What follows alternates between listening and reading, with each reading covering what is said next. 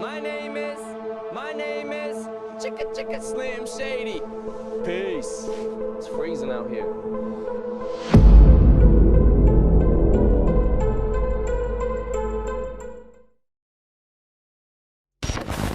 Salut, c'est Dianguina d'Interlude Hip Hop Classique. Je suis vraiment content de vous retrouver. Avec les amis, on vient de créer un nouveau format en plus des débats qu'on a aujourd'hui sur notre chaîne. On revient sur des faits qui ont marqué l'histoire du hip-hop. Et donc à chaque nouvel épisode, on reviendra sur un événement bien précis. J'espère vraiment que ça va vous plaire. N'hésitez surtout pas à me laisser des commentaires à la fin de mes analyses et dites-moi vraiment tout ce que vous en pensez. Par contre, restez bien jusqu'à la fin de la vidéo puisque j'aurai une annonce spéciale à vous faire. En attendant, n'oubliez surtout pas de vous abonner sur notre chaîne YouTube et de liker la vidéo avec un petit pouce bleu. Et sans plus tarder, on commence et comme vous l'aurez certainement compris, notre sujet du jour ce sera donc le jour où Eminem a rencontré Dr. Dre. 1998. Eminem se retrouve dans les bureaux d'Interscope Records. Et Interscope Records, à cette époque-là, c'est l'une des plus grandes maisons de disques qui soit aux États-Unis. Tupac, Madonna, Ice Cube, U2, enfin bref, la liste est longue comme le bras des légendes qui sont à un moment donné passées entre les mains d'Interscope Records. Et en 1998, Eminem se retrouve assis dans leur bureau, engoncé dans une espèce de sweat à capuche jaune très fluo, à attendre plutôt nerveusement qu'on vienne le chercher. Et dans la pièce d'à côté, Dr. Dre, lui, attend impatiemment de rencontrer ce petit blanc du Michigan dont on lui a parlé. Voilà. Il a eu à écouter quelques titres du petit, il a été plutôt bluffé, mais c'est vrai qu'il aimerait bien voir en vrai, en face, ce que le gamin a véritablement dans le ventre. Et c'est là qu'on vient chercher Eminem. Dr. Dre, lui, réajuste sa casquette, ils sont à quelques pas de se rencontrer, mais pour savoir comment on en arrive à ce jour-là, il faut simplement remonter quelques années en arrière. 1995. À cette époque-là, Eminem est serveur dans un petit café de Détroit qui s'appelle le Gilbert Lodge. Et d'après les témoignages de tous ses anciens clients, collègues, c'est un mec qui avait l'habitude de rapper un petit peu partout et surtout de griffonner des textes de rap un petit peu partout où l'inspiration le frappait, notamment sur certaines parties de son corps. C'est d'ailleurs pour ça que si vous reprenez l'affiche du film 8 Mile, vous le voyez justement en train de griffonner un texte de rap sur sa main. Et ça, c'est une référence directe à cette époque-là. Et en 1995, Eminem décide de faire sortir son tout premier projet. Et là, contrairement à ce que beaucoup de gens croient, le premier projet d'Eminem ne sort absolument pas en 1997 avec le Slim Shady EP et encore moins en 1999 avec le Slim Shady LP, mais bien en 1995. Et à cette époque-là, c'est un maxi de titres, Fucking Backstabbers, que lui-même ira faire presser avec son propre argent sur à peu près 1000 copies. Et d'après les estimations qu'on a aujourd'hui, il arrivera difficilement à en écouler entre 200 et 300 exemplaires.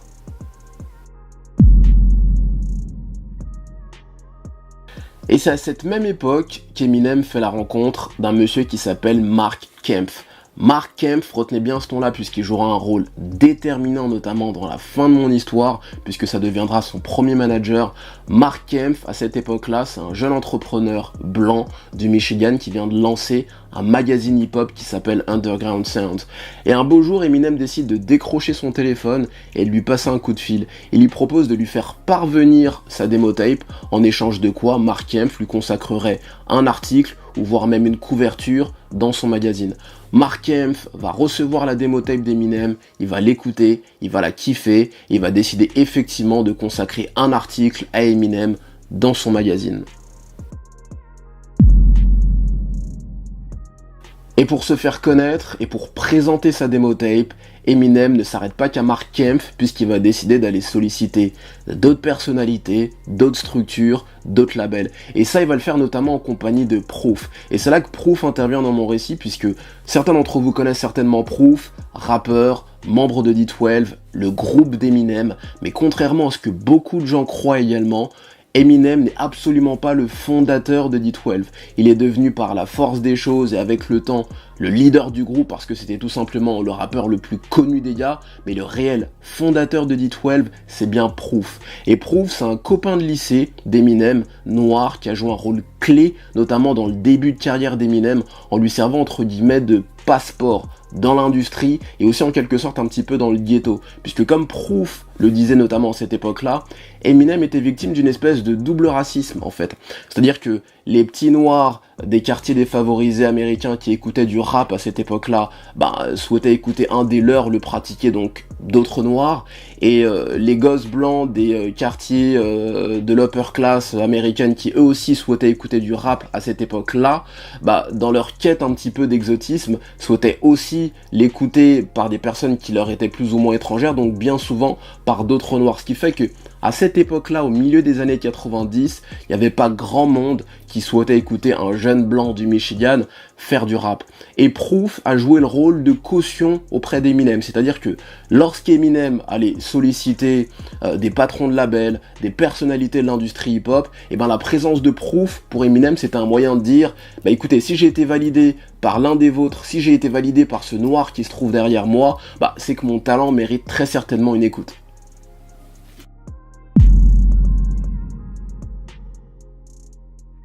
« 1996, Eminem décide d'enregistrer, de faire sortir son tout premier album, et là je parle bien d'album, Infinite, et c'est un flop total. Pour ceux qui ont déjà eu l'occasion d'écouter cet album-là, je pense que vous serez tous d'accord avec moi pour reconnaître que ce disque-là est très loin d'être un mauvais album, mais c'est un album qui à mon sens était condamné à l'échec dès le départ. Parce que c'est un album qui était musicalement un peu trop commun, un peu trop banal par rapport à tout ce qui se faisait à cette époque-là pour permettre à un blanc de s'imposer sur l'industrie hip-hop. Et deuxièmement, c'est un album dont se dégageait aucune personnalité forte, c'est-à-dire que lorsque vous reprenez tous les artistes, tous les rappeurs qui fonctionnaient, qui tournaient, qui vendaient pas mal à cette époque-là, notamment en 96, Snoop Dogg, Tupac, Lauryn Hill et Wyclef des Fugees par exemple, tout ça c'était des artistes qui offraient à chaque fois bien plus que de la musique à leur public, qui offraient un personnage, qui offraient un univers, qui offraient un lifestyle, ce que Eminem à cette époque-là n'offrait pas du tout. Et donc l'échec relatif de cet album-là, mêlé à la relation tumultueuse qu'il avait avec sa copine de l'époque, la fameuse Kim, mêlé à la naissance de sa fille quelques mois plus tôt, et surtout mêlé à son job au resto qui payait à peine de quoi payer son loyer en fin de mois, tout ça est venu expliquer sa dépression et sa fameuse tentative de suicide de cette époque-là.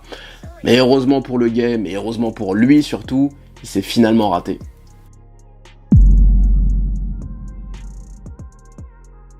Et donc, quelques temps plus tard, Eminem se réveille un beau jour avec une nouvelle inspiration. Il a cette discussion avec un de ses amis, rappeur de Détroit également, où il lui dit « J'ai l'impression que je vais nulle part avec ma musique. J'ai l'impression que j'ai besoin de me réinventer, de créer quelque chose de nouveau. Et si les gens n'ont pas été capables d'apprécier et de kiffer ma musique à travers le message positif que je véhiculais jusqu'alors, et dorénavant je vais leur servir le pire de la personnalité que je puisse avoir. » Et c'est là, à ce moment-là, qu'est né le personnage de Slim Shady, son fameux alter ego totalement démoniaque. Où si, jusqu'alors, Eminem représentait le petit ange qui survolait l'épaule droite de Marshall Mathers, dorénavant, Slim Shady représentera le petit démon qui survole son épaule gauche. Et donc en 1997, fort de ce tout nouveau personnage, il va enregistrer et faire sortir un nouveau projet, qui est donc le fameux Slim Shady EP. Et donc pour tous ceux qui connaissent Eminem et qui l'apprécient aujourd'hui en tant que rappeur, faut savoir que le rappeur Eminem qu'on connaît aujourd'hui est né à ce moment-là, dans la musique qu'il faisait, puisque ceux qui écoutent Eminem à ce moment-là se rendent compte directement qu'il y a eu un changement par rapport à ce qu'il faisait avant. Le flow, le style sont beaucoup plus agressifs et les textes n'ont plus rien à voir, puisqu'il décide d'aborder des thématiques qui sont très touchy, très sensible aux États-Unis, comme notamment des vannes sur les gays, les lesbiennes, les transsexuels, sa consommation de drogue, sa haine qu'il a de sa mère, etc. Et donc, fort de ce nouveau personnage-là en 97, lorsqu'il fait sortir ce projet-là, bizarrement, il va s'attirer un nouveau public. Des gens qui sont pas forcément fans de rap ou des fans inconditionnels de hip-hop, mais qui sont simplement amusés de savoir ce qu'Eminem a raconté comme nouvelle phase très très gore. Et ça, c'est vrai à ce moment-là, et ce sera surtout vrai, je pense, notamment dans la suite de sa carrière, où il arrivera à agréger une grosse partie d'un public blanc pas forcément fan de rap, mais tout simplement toujours enthousiaste, curieux de savoir ce qu'il aura encore à raconter comme chose drôle. Et donc à ce moment-là, les ventes commencent à prendre pour son Slim Shady. Puis alors, c'est encore, j'ai envie de dire, assez modeste, mais il y a un vrai changement, il y a un vrai déclic qui s'opère par rapport à Infinite, et donc ça commence à marcher, il a une vraie réputation qui commence à se bâtir, notamment en Détroit.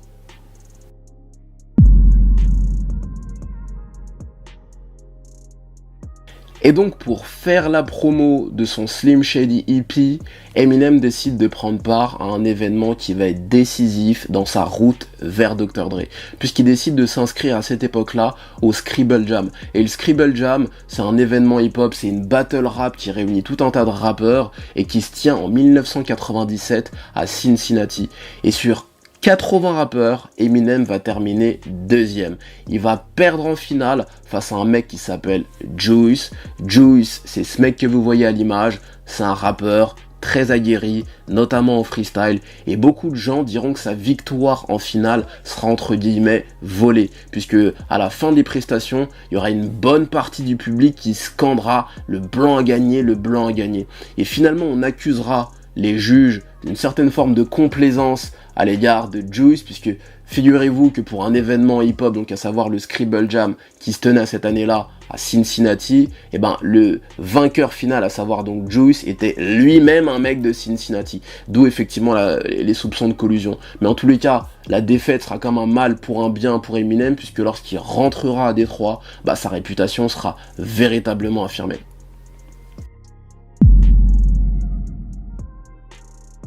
Et donc, quelques temps après le retour d'Eminem à Détroit, Mark Kempf, le fameux Mark Kempf dont je vous parlais tout à l'heure, qui est entre-temps devenu son manager, va faire une rencontre cruciale pour Eminem dans sa carrière, puisque lors d'une conférence musicale, il va rencontrer une femme qui s'appelle Wendy Day. Et Wendy Day, c'est une exécutive de maison de disques, c'est une femme d'influence, et c'est surtout une personne qui sait, entre guillemets, à quelle porte aller toquer pour transmettre les démotapes des rappeurs qui veulent être signés en maison de disques. Et Mark Kempf va faire écouter à Wendy Day le Slim Shady EP d'Eminem.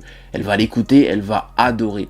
Et à cette même époque, Wendy Day, elle organise un événement hip-hop qui s'appelle les Rap Olympics. Un petit peu comme sur le modèle du Scribble Jam, c'est aussi une espèce d'immense battle rap qui réunit tout un tas de rappeurs.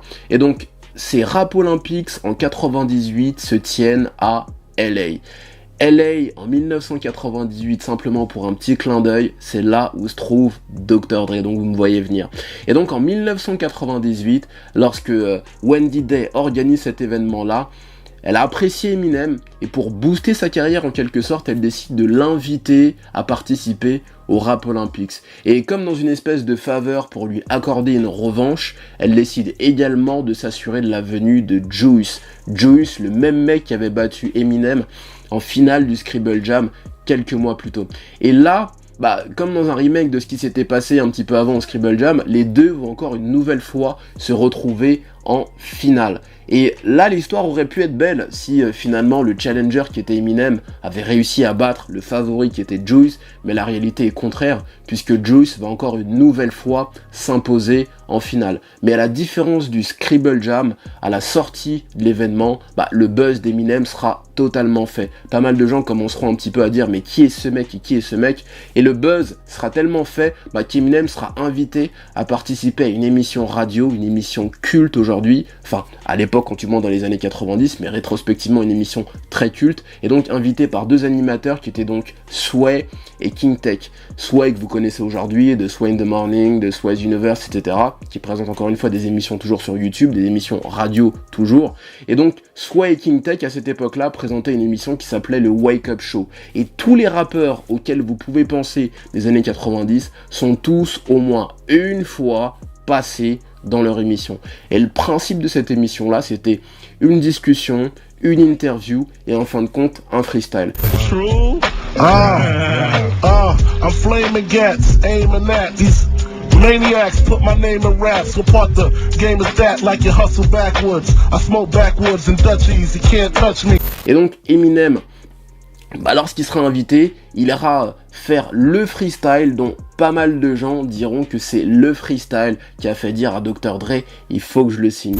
Leaving you in the aftermath of Holocaust and traumas. Cross the bombers, we blowing up your house, killing your parents, coming back to get your foster mamas. And I'm as good at keeping the promises Nostradamus, cause I ain't making no more threats. I'm doing drive-bys and tinted Corvettes on Vietnam war vets. La réalité, c'est que je suis même pas sûr, en fin de compte, que Dr. Dre ait réellement écouté ce freestyle-là lorsqu'il est sorti. Mais bon, vous savez comme on aime bien parfois faire des légendes de pas grand-chose. En tout cas, une chose est sûre, Eminem va ressortir de cette émission-là avec une vraie notoriété, et grâce à cette notoriété-là, son manager, qui est donc Mark Kempf, va réussir à aller transmettre sa démo tape à un employé d'Interscope Records, Interscope donc le label avec lequel travaille Dr. Dre à cette époque-là, et de main en main, cette démo tape va finir sur le bureau de Jimmy Iovine, qui était donc le patron, le boss d'Interscope Records à cette époque-là. Et donc en 1998, au même moment, Dr. Dre, lui, il est plutôt en proie au doute en fait. Il a quitté Death Row quelques années plus tôt, à l'époque où Snoop Dogg et Tupac étaient encore signés sur le label, en 96, pour aller fonder sa propre structure, sa propre maison de disques, qui est donc Aftermath Records. Et donc, sur les 2 premières années, il a produit 2 projets. Le premier, en 96, c'était une compilation de sons qui réunissait des artistes East Coast et West Coast, et les fans ont plutôt été déçus de ce projet-là.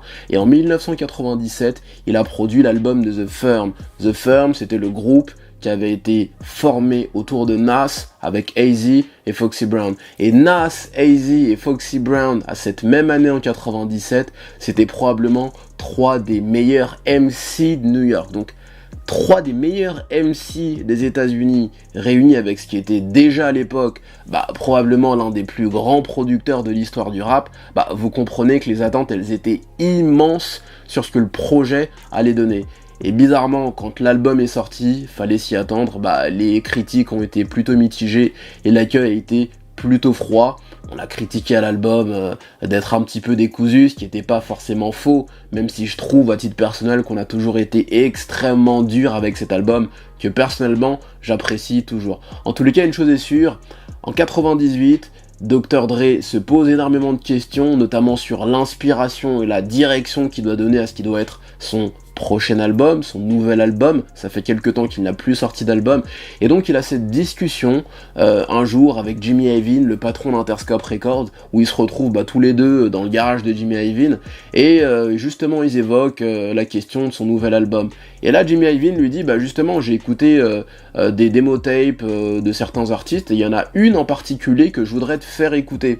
Et là, la première réaction de Dre, c'est de lui dire, écoute, ça fait à peu près une dizaine d'années que je suis dans le métier, à ce moment-là, et des démo tapes, j'en ai écouté des centaines et des centaines, j'ai jamais rien trouvé de concluant et de sérieux dans ces démo tapes.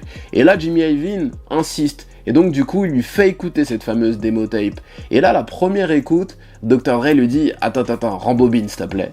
Et donc Jimmy Iovine lui fait une seconde écoute, et lors de cette seconde écoute, Dre lui dit, mais qui est ce mec? Et donc vous l'aurez compris, à ce moment-là, les deux conviennent d'une rencontre avec le mec qu'ils viennent d'écouter, et bien évidemment, c'était Eminem.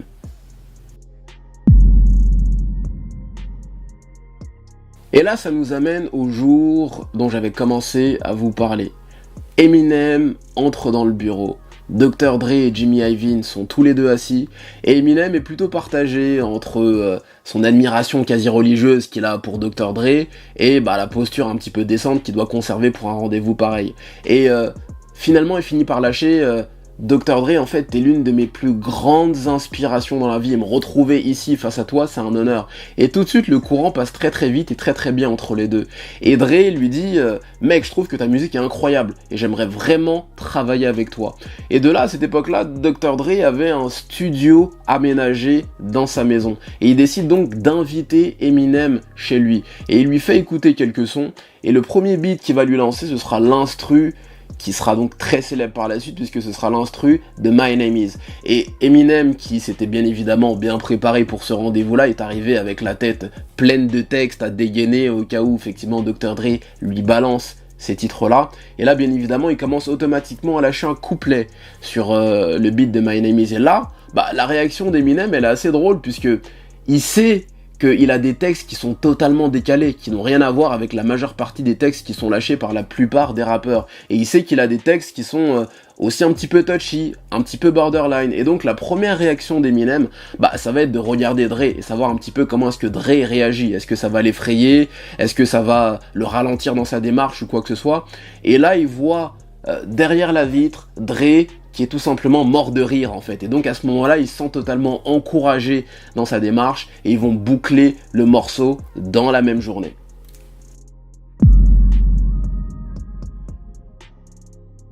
Et donc ce même jour de leur rencontre, Dr. Dre tient absolument à signer Eminem. Et donc il va commencer à passer des coups de fil, notamment auprès de ses collaborateurs, chez Aftermath, chez Interscope Records notamment, et toutes les personnes du métier, notamment à cette époque-là, vous diront que pour signer un artiste sur une major, fallait compter en général entre 1 et 2 mois de paperasse administrative. Et Dr. Dre, lui, veut qu'on le signe aujourd'hui, sous 24 heures. Et là, ce qui est drôle, c'est que vous avez toute une série de gens, je dirais même la quasi-totalité des collaborateurs de Dre, qui se dressent tout simplement pour dissuader Dr. Dre de signer Eminem. On lui rabâche à chaque fois la figure, mais il est blanc, etc.